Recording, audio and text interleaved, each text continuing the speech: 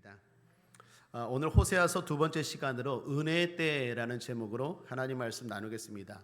호세아 선지자를 보면 이 사람이 선지자인가 하는 의구심이 듭니다. 그것은 그의 선택 때문입니다.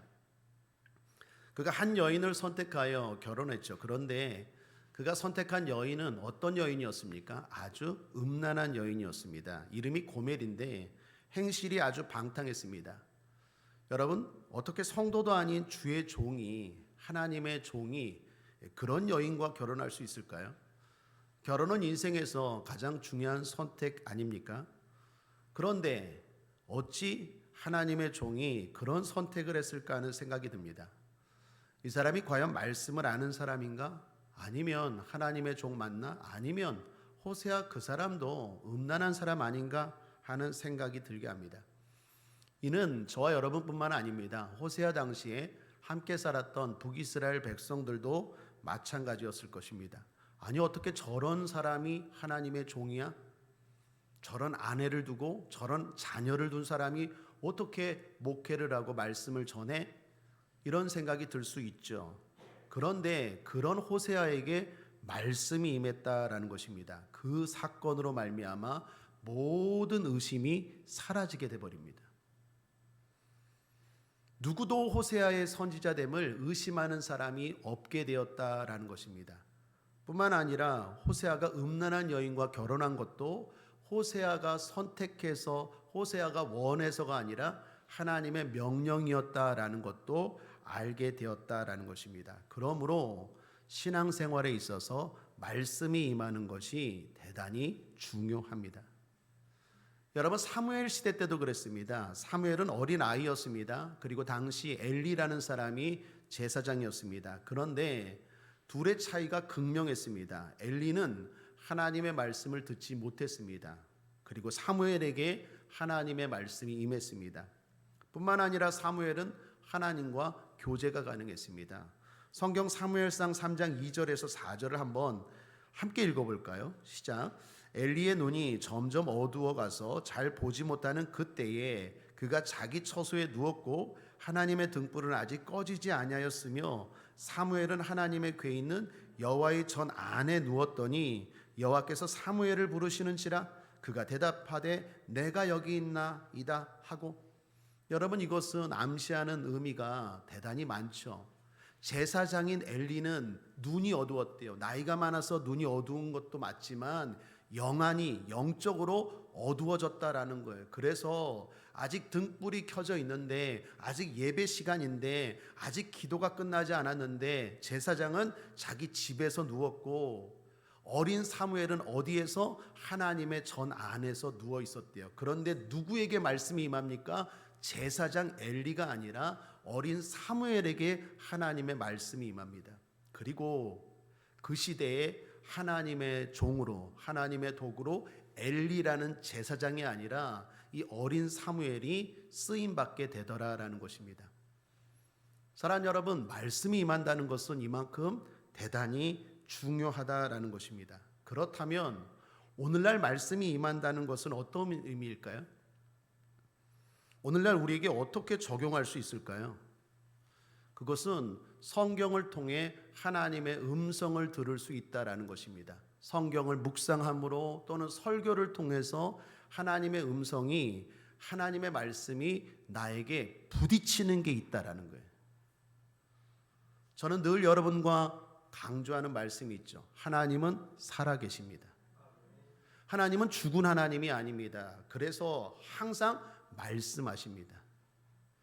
우리에게 말씀을 주십니다. 우리에게 복을 줄 때도 말씀을 주시고, 우리를 잘되게 할 때도 말씀을 주시고, 우리를 구원할 때도, 위경에서 건지게 할 때도 말씀을 주십니다.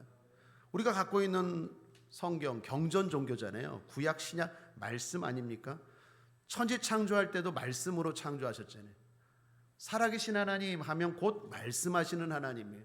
중요한 건 하나님은 계속 말씀하시는데 나는 못 듣고 있다. 그게 바로 문제라는 거예요. 하나님은 오늘도 대표적으로 성경, 성령, 환경, 크게 세 가지로 말씀합니다. 성경을 통해서 말씀하시고, 성령을 통해서 기도 가운데 말씀하시고, 안 그래도 못 들으면 환경을 통해서. 중요한 건 우리가 들을 수 있어야 한다라는 것입니다. 저와 여러분의 삶 가운데 항상 말씀이 들려지게 되길 바랍니다. 우리 흔히 말하는 로고스라는 문자적인 말씀이 아니라 이 말씀을 읽을 때 내 마음이 뜨거워지거나 찔림이 있거나 은혜가 되거나 힘이 나거나 그렇게 부딪힐 때가 있다고요. 한마디로 말씀을 읽을 때 들을 때 은혜가 되시기를 바랍니다. 오늘은 호세아 두 번째 시간입니다. 제목을 은혜의 때라고 잡았습니다. 이런 제목으로 은혜 나누고자 합니다. 첫째로 주님이 말씀하실 때가 은혜의 때입니다. 호세아에게 말씀이 임했다고 했습니다. 그런데 그 시대가 여로보암 시대입니다. 1절에 보시면 요아스의 아들 여로보암 시대에 말씀이 임했다라고 말합니다. 정확하게 말하면 요아스는 여로보암의 다른 이름입니다. 그러므로 요아스의 아들은 여로보암 2세입니다. 여로보암 2세가 왕이었을 때 북이스라엘은 대단히 태평성대를 누렸습니다. 힘이 많았습니다. 돈도 많았습니다. 평안도 있었습니다. 이런 태평성대를 누린 이유가 무엇이었죠? 지난 시간에 나누었죠. 하나님의 은혜로운 계획 때문이었습니다. 북이스라엘은 오랫동안 가난하고 힘들었습니다. 그런데 하나님이 불쌍히 여기셔서 조건 없이 은혜를 베풀었습니다.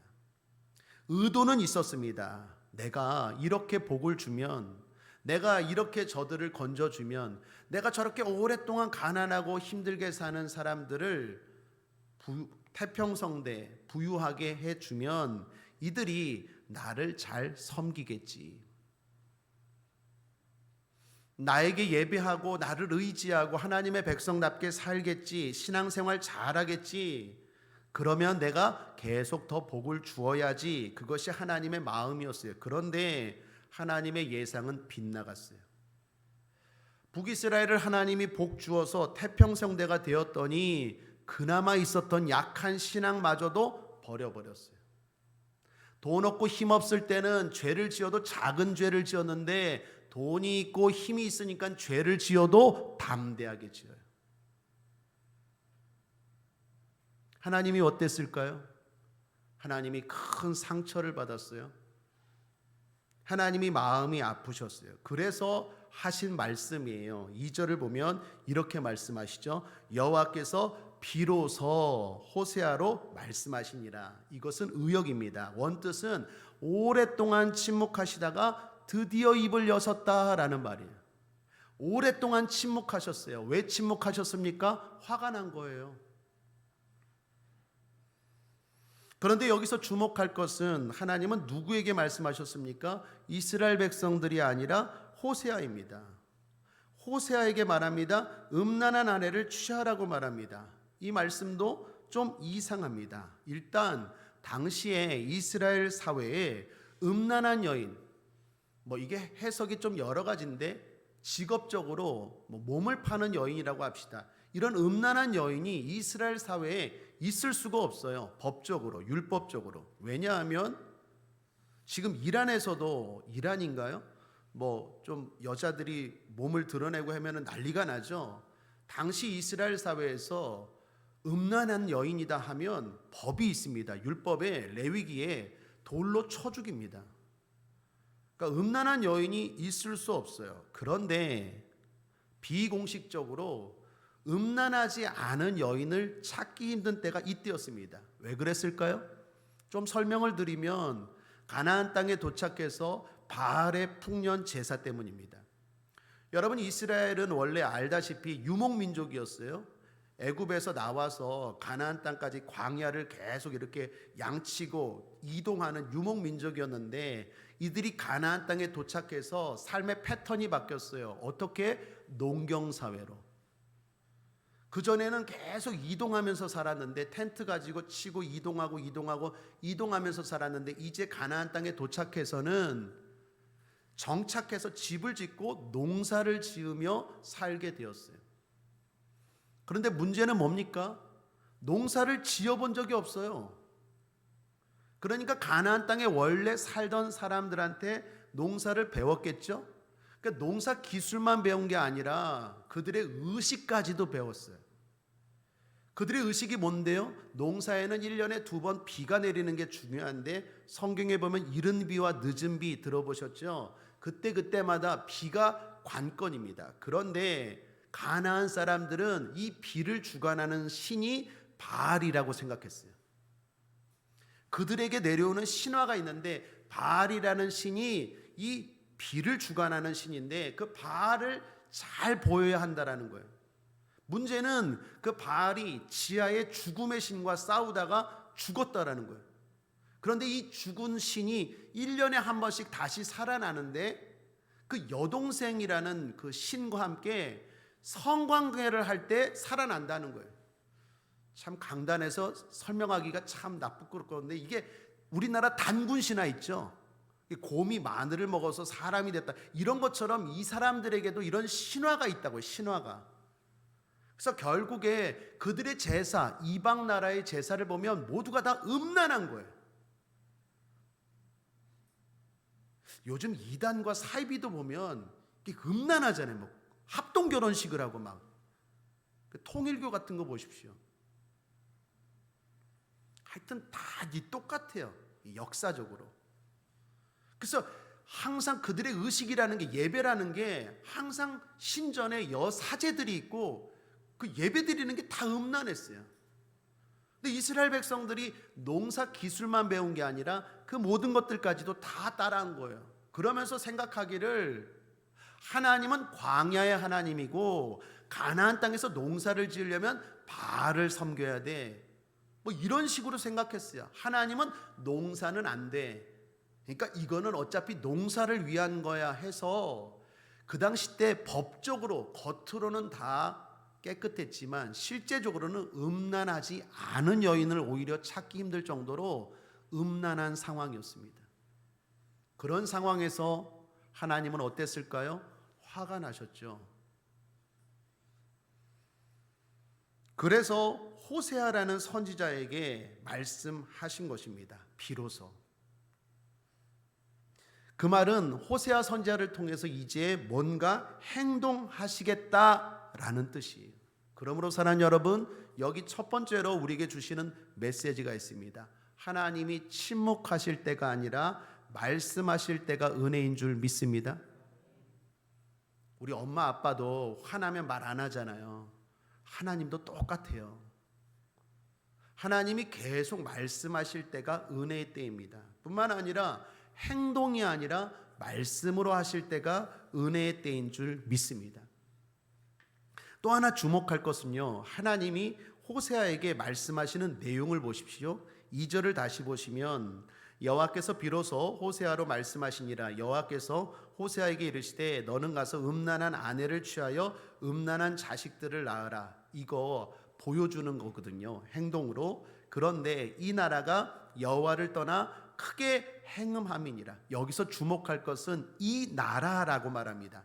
이 나라는 어떤 나라입니까? 이스라엘입니다. 그런데 하나님이 이스라엘을 이 나라라고 말해요.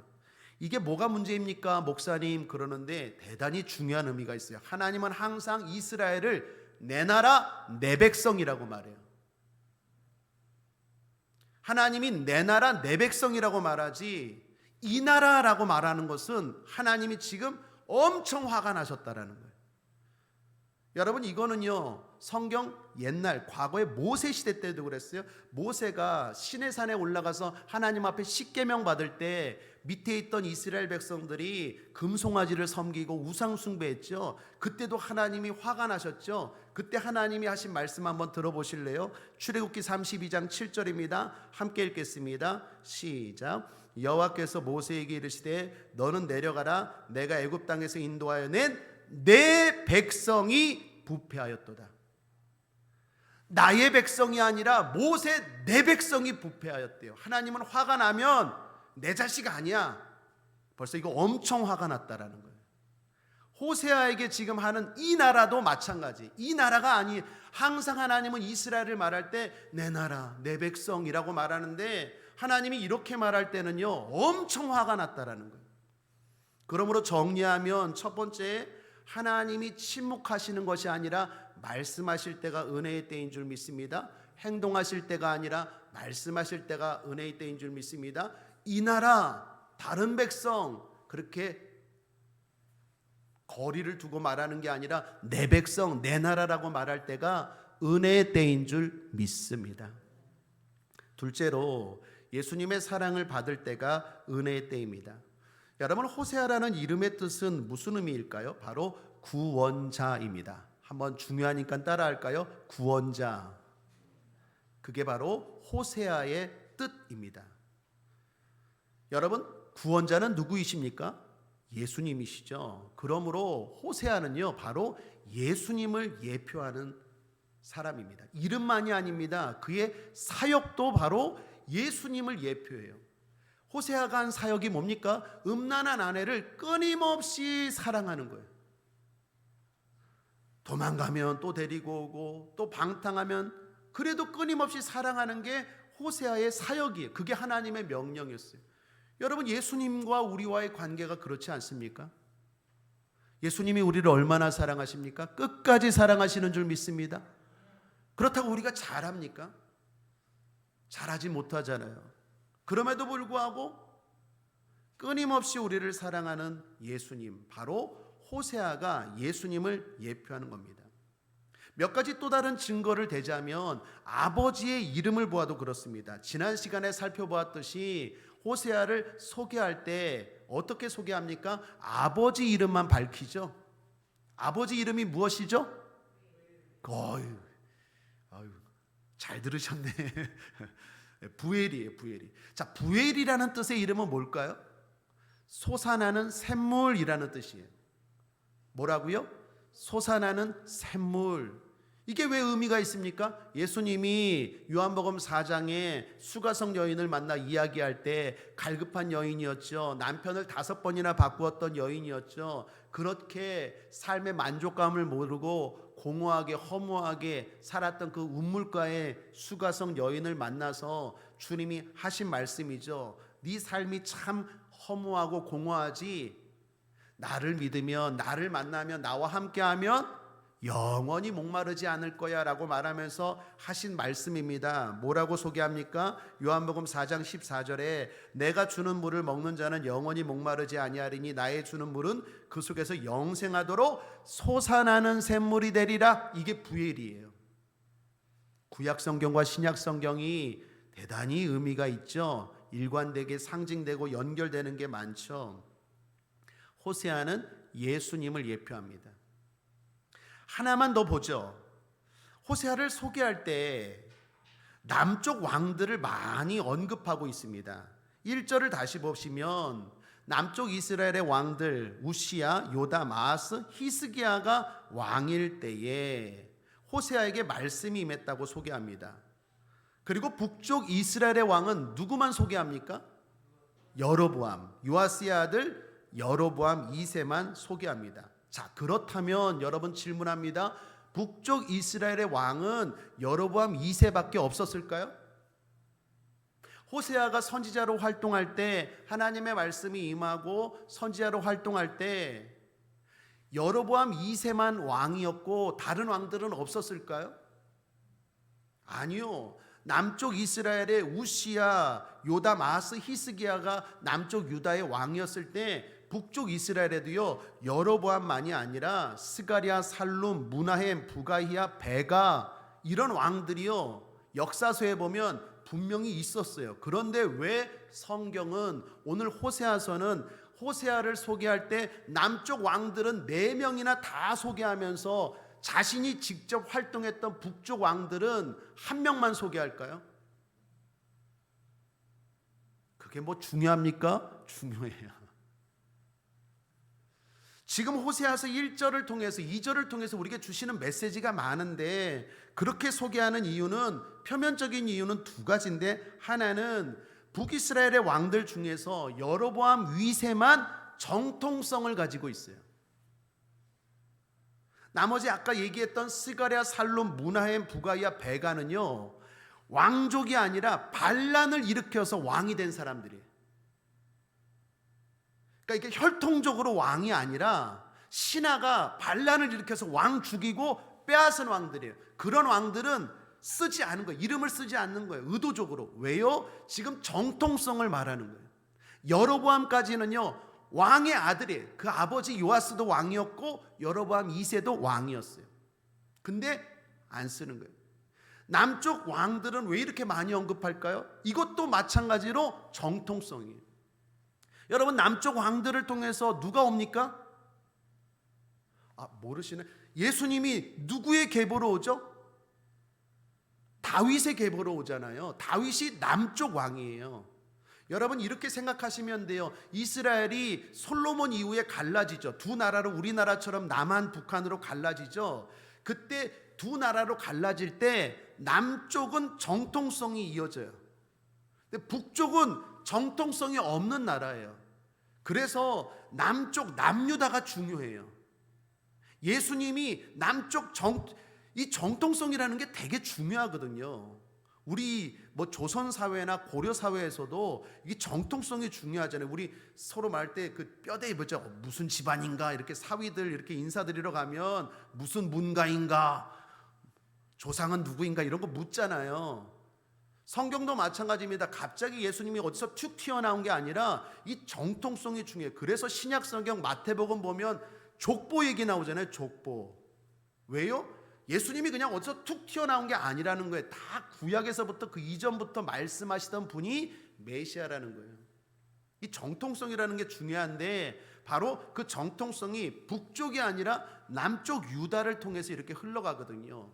그래서 지금 하고 싶은 얘기가 뭡니까? 이 1절의 이 족보를 통해서 보여주는 건 바로 예수님의 계보를 잇는 남쪽 이스라엘 다윗의 바로 그 후손으로 예수님이 오셨고 그 족보로 호세아를 소개한다라는 것입니다. 다시 말하면 예수님을 예표하는 걸 말하는 거예요.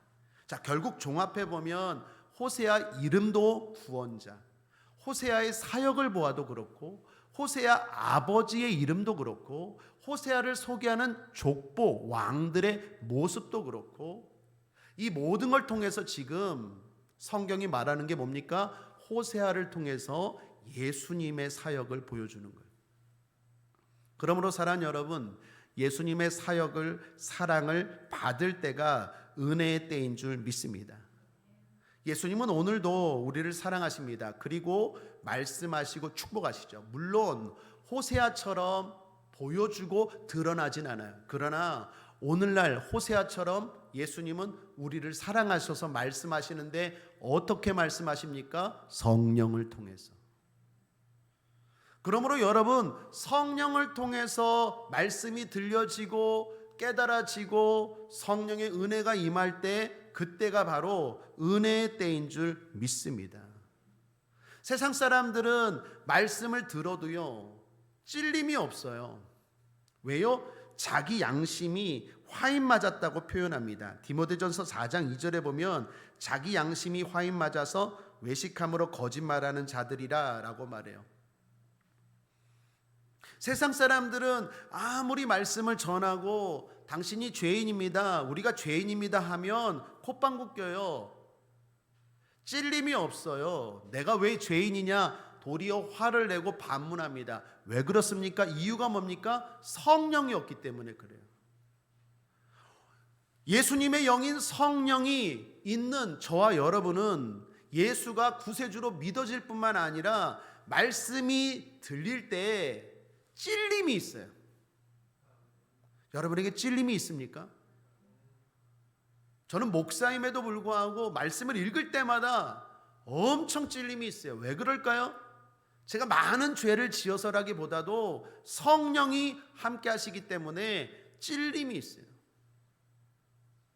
예수님의 은혜인 줄 믿습니다. 그런데 그렇지 않으면 점점 굳어져요. 무뎌져요. 말씀을 들어도 죄인이라고 해도 회개하자고 해도 무뎌져요. 그냥 늘 했던 것처럼. 그때는 은혜의 때가 아니라 심각한 때입니다.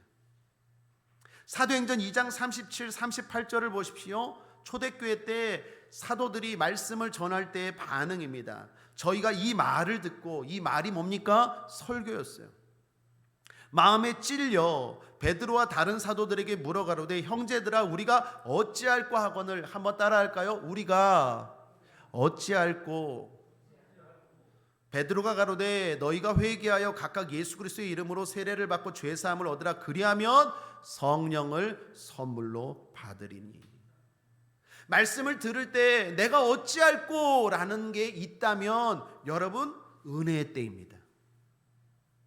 그런데 말씀을 들으면서도 저게 무슨 얘기야? 저게 도대체 무슨 얘기야? 나와 상관없는 얘기야? 내가 왜 죄인이야? 한다면 그건 죄가 없는 게 아니라 양심이 화인 맞았다고 성경은 말해요.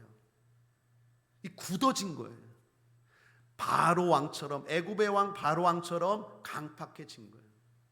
그런데 은혜의 때 주님이 사랑하시는 하나님의 자녀들은 말씀을 들을 때마다 찔림이 있고 어떻게 하면 더 바르게, 어떻게 하면 더 믿음으로 살까 하는 자기 각성, 깨달음이 있다라는 것입니다. 올해 교수신문이 선정한 사자성어가 발표되었습니다. 수많은 것들 중에 과이불개가 뽑혔다고 하죠.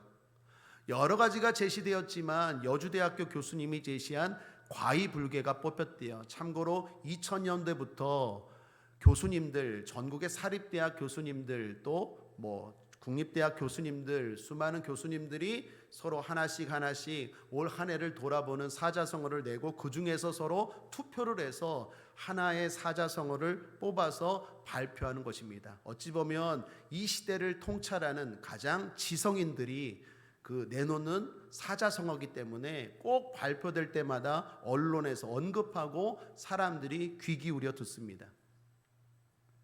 2022년 한 해는 어떤 한 해였을까라고 질문하고 하나씩 수천 명의 교수님들이 사자성어를 내놓았는데 그 중에 앞서 말했던 여주대학교 교수님이 내놓은 과이불개가 뽑혔대요. 뜻이 뭘까요?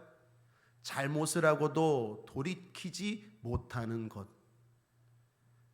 올 한 해가 그랬다라는 거예요.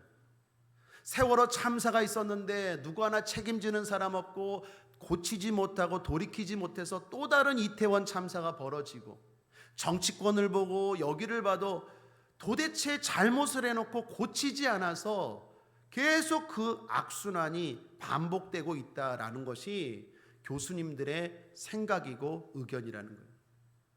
우리가 봐도 그렇지 않습니까? 과이불개. 여러분 사람이기에 실수할 수 있습니다. 그러나 또 하나 사람이기에 실수를 반복하지 말아야 합니다. 사람이기에 실수할 수 있지만 사람이기에 똑같은 실수를 반복한다는 것은 어리석은 거죠. 그런 의미에서 사랑하는 성도님들, 저를 포함해서 우리 모두 고칠 줄 아는 성도 되기를 바랍니다. 그때가 은혜의 때입니다. 그 말씀이 들려질 때가, 내가 설교를 듣고 내가 성경을 읽고 내 삶을 조금씩 바꿔나가야겠다, 이런 것들 하지 말아야겠다, 이런 것들은 더 해야겠다, 이렇게 살아야겠다, 내 가치관, 세계관이 조금씩 바뀌어가는 것, 그것이 바로 그때가 은혜의 때입니다. 그런데 신앙생활 아무리 오래 하고 아무리 목사가 되어도 도대체 말씀에 대한 찔림도 없고 조금이라도 고치고자 하는 노력도 없다면 죄송하지만 그때는 심각한 때입니다. 저와 여러분에게 은혜의 때가 날마다 있게 되길 바랍니다. 마지막 셋째로 예수님의 마음을 알고 전할 때가 은혜의 때입니다. 하나님은 간혹 이해되지 않는 것을 말씀합니다. 예를 들어 아브라함에게 100세에 낳은 독자 이삭을 바치라고 말씀하지만 하나님의 명령은 참 이해하기가 힘들어요. 또 여호수아에게 여리고성 앞에서 하루에 한 바퀴씩 7번 돌아라 라고 또 명령하십니다. 하나님의 명령, 하나님의 말씀을 보면 참 이해하기가 힘듭니다. 예수님도 어린아이의 보리떡 5개, 물고기 2마리에 점심 도시락을 가지고 기도하고 제자들에게 말합니다. 수천 명이 모여있는 그 사람들에게 이 도시락을 나눠주래요. 어린아이 한 사람이 먹어도 될까 말까 한 도시락을 나눠주래요. 말이 됩니까? 이해가 안 돼요. 하나님의 말씀은 이해가 안 돼요. 이에 대해서 이사야 선지자는 이렇게 말하죠. 이사야서 55장 8절 9절 함께 읽겠습니다. 시작. 여호와의 말씀에 내 생각은 너희 생각과 다르며 내 길은 너희 길과 달라서 하늘이 땅보다 높음같이 내 길은 너희 길보다 높으며 내 생각은 너희 생각보다 높으니라. 한번 따라할까요? 하나님의 생각이 나의 생각보다 깊고 높습니다. 한마디로 믿음이라는 것은 상식을 초월하는 순종이 필요합니다. 상식대로 믿으면 절대로 기적은 일어나지 않아요. 하나님의 능력을 경험할 수 없어요. 이건 도대체 상식적으로 말이 안 돼. 그런데 순종했을 때 그때 하나님의 능력이 나타나는 거예요. 하나님의 아들이신 예수님에게도 말씀하셨습니다. 십자가를 져라. 죽어라. 그 말씀 앞에 예수님 괴로우셨죠. 그러나 겟세마네 동산에서 기도하고 영적 싸움에서 승리하시고 어떻게 해요? 순종하기로 결단합니다. 이렇게 말씀하시죠. 마가복음 14장 36절에 가라사대 아바 아버지여 아버지께는 모든 것이 가능하오니 이 잔을 내게서 옮기시옵소서. 그러나 나의 원대로 마옵시고 아버지의 원대로 하옵소서. 순종하기 힘드십니까? 기도하고 순종의 사람 되시기를 바랍니다. 에레미야 선지자도 마찬가지입니다. 하나님이 말씀을 전하라. 그런데 그 전하라는 말씀이 고운 말씀이 아니에요. 편한 말씀이 아니에요. 쉬운 말씀이 아니에요. 사람들을 축복하라는 말씀이 아니에요. 사람들의 마음에 거슬리는 말씀이에요. 전하는 에레미야도 참 힘들어요. 그래서 이렇게 말합니다. 에레미야서 20장 8절에 대저 내가 말할 때마다 외치며 강포와 멸망을 부르짖으오니 여호와의 말씀으로 인하여 내가 종일토록 치욕과 모욕거리가 됨이니이다. 하나님 앞에 순종하고 말씀을 전하는데 사람들이 조롱하고 그리고 모욕하고 반항한다라는 거예요. 그냥 순한 말씀만 전하면 좋은데 하나님이 전하라는 말씀이 그렇지 않거든요. 그래서 이제는 내가 하나님 도저히 그런 말씀 못 전하겠습니다라고 결단하면 하나님이 어떻게 해요? 순종하지 않을 수 없어요. 에레미야 20장 9절에 내가 다시는 여호와를 선포하지 아니하며 그 이름으로 말하지 아니하리라 하면 나의 중심이 불붙는 것 같아서 골수에 사무치니 답답하여 견딜 수 없나이다. 하나님의 사람들은요, 하나님 말씀 앞에 순종하기 힘들었지만 결국 순종했다라는 거예요. 예수님도 그랬고 아브라함도 그랬고 이사야도 그렇고 에레미야도 그렇고 모두 다 하나님 말씀이 이상해요. 상식에 벗어나요. 그래서 순종 안 해야지라고 하다가도 어떻게 해요? 기도를 하고 다시 생각하고 마음을 고쳐먹고 결국에 순종했다라는 거예요. 순종했더니 기적이 일어나요. 아브라함은 하나님 말씀 앞에 순종했더니 복의 근원이 되었어요. 여호수아는 상식에 안 맞는 하나님 말씀에 순종했더니 하나도 총칼 쓰지 않고 여리고성이 한순간에 무너졌어요. 제자들은 예수님 말씀에 순종했더니 수천 명이 먹고도 남는 12광주리가 남는 기적과 풍요를 경험했어요. 에레미야 예수님 순종했더니 구원자가 됐어요. 하나님 우편 보좌 우편에 앉으셔서 모든 이름 위에 뛰어난 이름으로 하나님이 높여주셨어요. 사랑하는 여러분, 순종하면 기적이 임합니다. 순종하면 능력이 임합니다. 순종하면 축복이 임합니다. 그러므로 순종의 말씀이 힘들지만 기도하고 마음을 고쳐먹고 더욱더 순종할 수 있는 저와 여러분 되길 바랍니다. 오늘 호세아도 마찬가지입니다. 호세아에게 임한 하나님의 말씀이 쉬운 말씀입니까? 만약에 제가 저에게 적용을 해봤어요. 너 이제 최불화하고 이혼하고 다른 여인과 결혼해라. 그 여인은 음란한 여인이에요. 제가 그럴 수 있을까요? 남 얘기라고 못할 것 같다고요?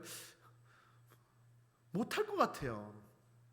아무리 하나님의 말씀이지만 이혼하고 그런 여인과 결혼하라? 야, 이거 도대체 순종하기 이거 정말 힘들지 않습니까? 그런데 앞서 말한 것처럼 하나님 말씀 앞에 하나님의 종들은 순종했어요. 호세아도 어떻게 해요? 순종했어요. 호세아는 누구보다 거룩하고 순전한 주의 종이었어요. 그런데 하나님 말씀에 순종했어요. 자, 호세아에게도 순종했으니까 하나님의 복이 임했을 거예요. 어떤 복일까요? 호세아는 어떤 복을 받았을까요?